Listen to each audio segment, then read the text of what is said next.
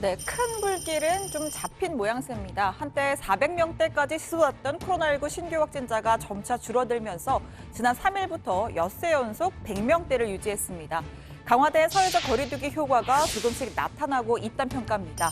위중증 환자도 11명이 줄어서 151명이고요. 다만 사망자는 5명이 늘면서 341명이 됐습니다. 오늘 0시 기준 국내에 발생한 신규 환자는 120명입니다. 국민 여러분의 적극적인 참여와 실천 덕분에 사회적 거리두기의 효과가 가시화되고 특히 수도권은 98명으로 이틀째 두 자릿수를 유지하며 확산세가 진정되는 양상을 보이고 있습니다. 밤 9시면 문을 닫는 가게 대신 동네 공원으로 또 한강변으로 인파가 몰리는 풍선 효과가 나타났는데요. 서울시에 따르면 마스크를 불량하게 착용한 한 확진자가 지난 1일 저녁 뚝섬 한강공원 편의점에 머문 것으로 확인됐습니다. 오늘 오후 2시부터는 여의도와 뚝섬, 또 반포 등 주요 한강공원의 출입이 통제됩니다.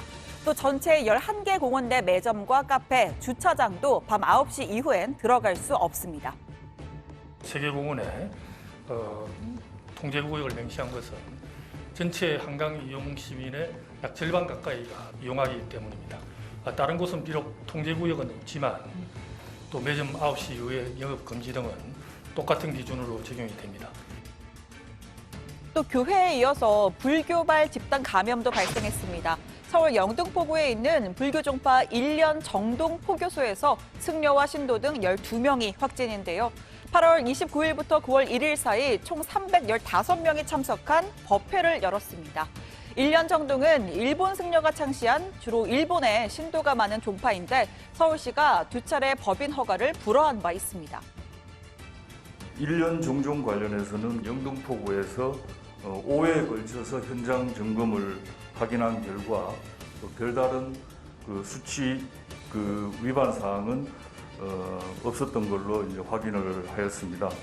현재 교회에서만 대면 예배가 금지가 되고 성당과 사찰 등 다른 종교 시설에서의 대면 법회, 미사 등은 규정상 허용이 되고 있습니다. 금지하는 것도 정부에 건립토록 하겠습니다. 이외에도 서울에서는 사무실 손잡이와 에어컨에서까지 바이러스가 나온 강동구 콜센터 사례, 또 광주의 국밥집과 광주 성림 침례교회 사례, 대전의 건강식품 설명회 등에서 전국 곳곳에서 산발적인 집단 감염이 이어졌습니다. 자, 지금부터는 정부의 이 재난지원금 이야기인데요. 여론은 확실히 주자는 쪽에 쏠렸습니다. 리얼미터 조사에 따르면 2차 재난지원금 찬성이 60.3%로 반대의 2배에 가까웠습니다. 다만 지급 대상을 묻는 질문에는 49.3%가 선별적 지급, 45.8%가 전 국민 지급이 타당하다고 답변했습니다. 여론이 절반으로 나뉘어서 팽팽하게 대립하는 모양새인데요. 여러 가지 논의 끝에 정부의 결론은 선별 지급으로 가닥이 잡혔습니다. 어제 문재인 대통령은 국민 모두에게 지급하자는 의견도 일리가 있지만 현실적으로 재정상의 어려움이 크다면서 생존의 문턱에 있는 계층에 집중하고자 한다고 설명했습니다. 4차 추경의 재원을 국채를 발행하여 충당할 수밖에 없는 형편입니다. 또한 우리가 아직도 코로나 위기 상황을 건너는 중이고 그 끝이 언제일지 알 수 없다는 상황도 감안하지 않을 수 없습니다. 피해 맞춤형 재난 지원은 여러 가지 상황과 형편을 감안하여 한정된 재원으로 효과를 극대화하기 위한 불가피한 선택입니다. 극단으로 몰린 일부 자영업자들 사이에서는 코로나에 걸리는 것보다 굶어 죽는 게 더 무섭다라는 이야기까지 도는 실정입니다. 소상공인 연합회가 실시한 한 온라인 조사에서는 응답자의 50.6%가 폐업을 고려하고 있다고 답했습니다. 사실상 이미 폐업을 한 상태다라는 답변도 22%에 이렇습니다. 특히 87%가 2차 재난지원금이 매우 필요하다라고 응답을 했죠. 자, 2차 지원금의 규모는 총 7조 원 정도입니다.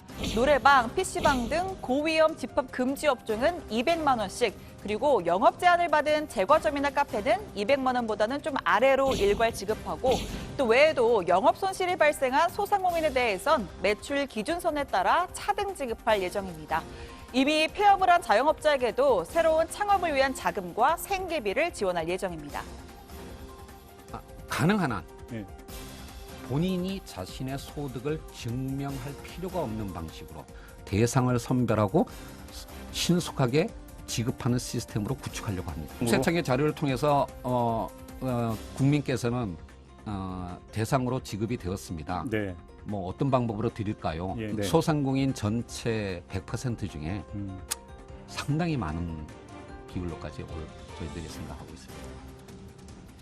자, 그리고 어제였습니다. 사랑제일교회 담임 목사인 전광훈 씨가 보석으로 풀려난 지 140일 만에 구치소에 재수감됐습니다. 일체 위법한 집회에 참가하지 않는다라는 보석 조건을 어겼다는 게 법원의 판단입니다. 오늘 사랑제일교회 앞에서는 교회 측과 함께 대북전단을 날려온 탈북민단체 자유북한운동연합의 박상학 대표가 함께 기자회견을 열었는데요. 문재인 대통령을 향해서 뭐가 두려워 재수감을 하느냐, 공산당이나 하는 인민재판을 했다고 주장했습니다. 인권 변호사 출신이라는 대통령부터가 무엇이 그리 두렵고 초조했는지 연일 직접 나서서 코로나 대국민 기만의 책임을 목사 한 명에게 뒤집어 씌우며 분노를 표출하고 북한 공산당이나 하는 인민재판, 수령님 재판과 무엇이 다릅니까? 저는 여기 솔직히 사랑제일교회 성도도 아니거든요. 저는 금난교회 성도입니다. 그렇지만 탈북자들 엄청 가난한 경제적 삶을 보고 가장 많이 도와주셨던 분이 정강훈 목사님이었습니다. 이런 분이 어떻게 코로나를 서울에 퍼뜨렸다? 이 미친놈 아니야 이거. 자, 전 씨가 다시 수감되면서 보수단체가 추진 중인 개천절 집회도 동력을 잃는 것이 아니냐는 분석이 나오는데요. 또 반대로 분노한 보수단체가 더 강하게 집결할 것이란 엄마부대 주옥순 대표 같은 주장도 있습니다. 경찰과 서울시는 광화문 인근에 신고된 집회 전체에 금지 통고를 내린 상태입니다. 오늘 청와대 발제 이렇게 정리합니다. 일부 한강공원도 출입 통제, 2차 재난지원금 사전 심사 없이 선별 지급입니다.